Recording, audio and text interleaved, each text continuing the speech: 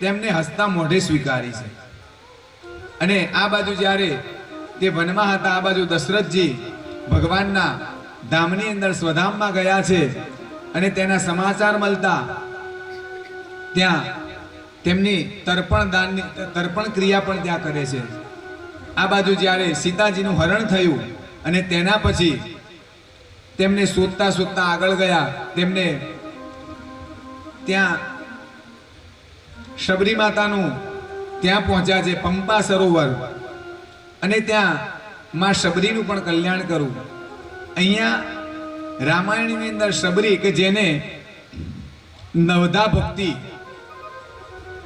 શ્રવણ, કીર્તન, સ્મરણ, પાદ સેવન, આ બધા જે નવધા ભક્તિના પ્રકારો છે તેનું એક તો એમને સેવન કર્યું હતું અને બીજા નંબરમાં પ્રહલાદજીએ, અને ભગવાને તેમનું પણ કલ્યાણ કર્યું। શબરી માતા યોગાગ્નિથી અને ભગવાનના ગયા પછી ભગવાનના ધામમાં ગયા છે।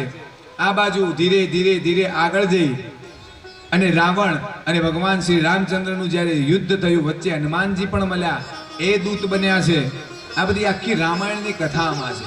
અને તેના પછી ભગવાન શ્રી રામચંદ્ર રાવણનો નાશ કરી અને ત્યાંથી સીતાજીને લઈ અને પાછા આવે છે।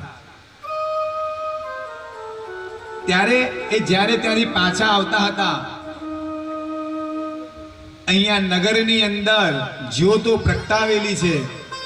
ભગવાન, આપણે બધા જાણીએ છીએ કે જ્યારે ભગવાન પાછા આવ્યા તે સમયે 14 વર્ષનો વનવાસ કરીને, અને એને આપણે દિવાળી તરીકે ઉજવીએ છીએ।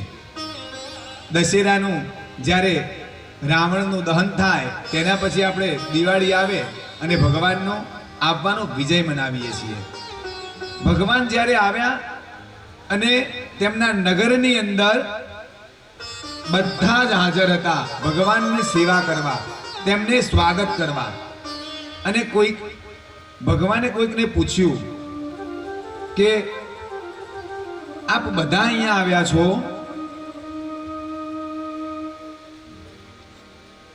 આટલા વડીલો છે, સ્ત્રીઓ છે, પુરુષો છે, તમારા બાળકો ક્યાં છે? કોઈ બાળક કેમ નથી આવ્યું?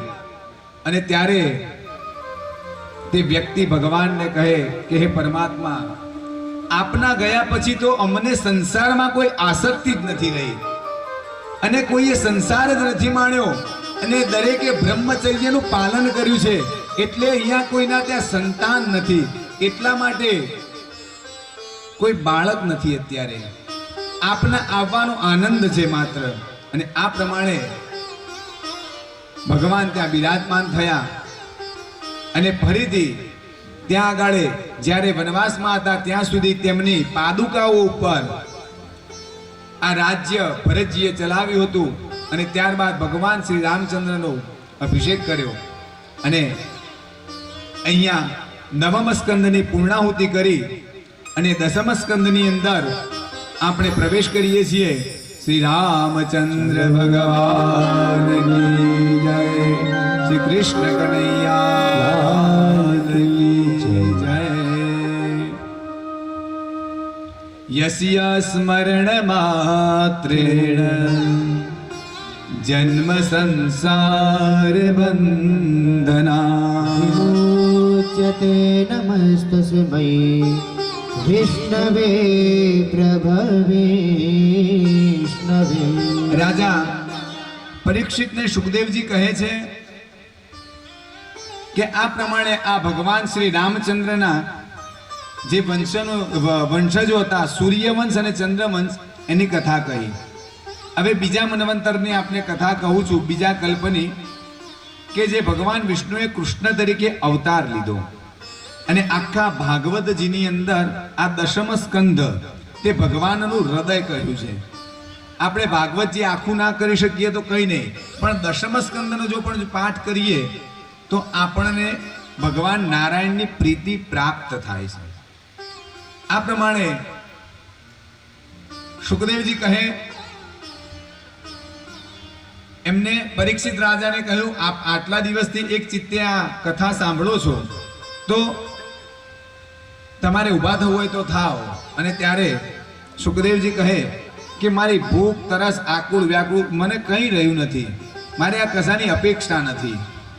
મને ભગવાનની આ કથામાં ખૂબ જ તેની પરમાત્માની જ તાલાવેલી છે, મને બીજી કોઈ તરસ નથી.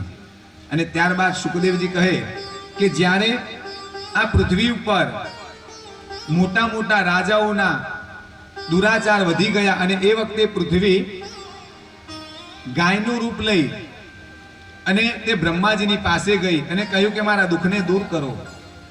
અને બ્રહ્માજી દરેક દેવોને અને ગાયને લઈ ભગવાન નારાયણની પાસે ગયા છે અને ત્યાં ભગવાન નારાયણની સ્તુતિ કરે છે. ભગવાન તેમની સ્તુતિથી પ્રસન્ન બને અને ભગવાને કહ્યું કે જાઓ, હું આ પૃથ્વી ઉપર અવતરીશ અને કારાગૃહની અંદર મથુરાના કારાગૃહમાં મારો જન્મ ધારણ થશે, વસુદેવજીના ત્યાં ગોકુળમાં.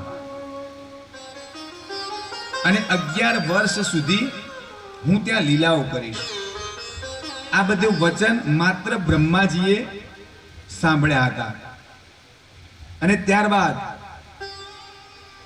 બ્રહ્માજી ત્યાંથી પાછા આવ્યા અને ભગવાને કહ્યું કે ત્યારે મારી જે કોઈ પણ દેવી શક્તિઓ છે ત્યાં આગળ જન્મ લેશે અને મારી માયા પણ જન્મ લેશે. આમ ભગવાનની આજ્ઞા થવાથી, દેવોની આજ્ઞા થવાથી માયાએ ત્યાં આગળ રૂપ ધારણ કરવાની તૈયારી કરી. આ બાજુ પૂર્વે મથુરા નગરીની અંદર યાદવના રાજાઓની રાજધાની, એનો રાજા હતો ઉગ્રસેન. અને ઉગ્રસેન ના નાના ભાઈની દીકરી એટલે કે દેવકીજી અને વસુદેવજી, તેમના પિતાનું નામ હતું શૂરસેન. આ બાજુ ઉગ્રસેનનો પુત્ર કંસ અને કંસના કાકાના દીકરી એટલે કે દેવકીજી, એમના બેન. કંસ મહાદુરાચારી, મહાપાપી અને મહાખલ હતો.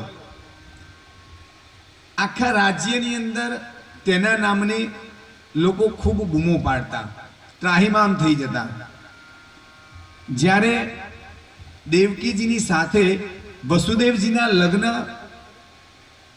ની વાત કરી અને જ્યારે લગ્ન કર્યા, વસુદેવજી ના લગ્ન કરી અને જ્યારે પાછા જઈ રહ્યા છે તે સમયે આ કંસના જે બીજા સલાહ આપનારા હોય તેમને કહ્યું કે જો તમારી ઇજ્જત ધીરે ધીરે પ્રજામાં બગડતી જાય છે, હવે જો ઇજ્જત મેળવવી હોય તો તમે એક કામ કરો, તમે આ તમારી બહેનની જે વડાવો તે તમારા એમાં કંઈક એવું કાર્ય કરો કે તમારી પ્રજામાં વાહવાઈ થઈ જાય. એટલે કંસ પોતાની બહેનને વળાવતી વખતે એ પોતે સારથી બની અને ઘોડાની લગામ હાથમાં લઈ અને પોતે સારથી બને છે વળાવવા માટે.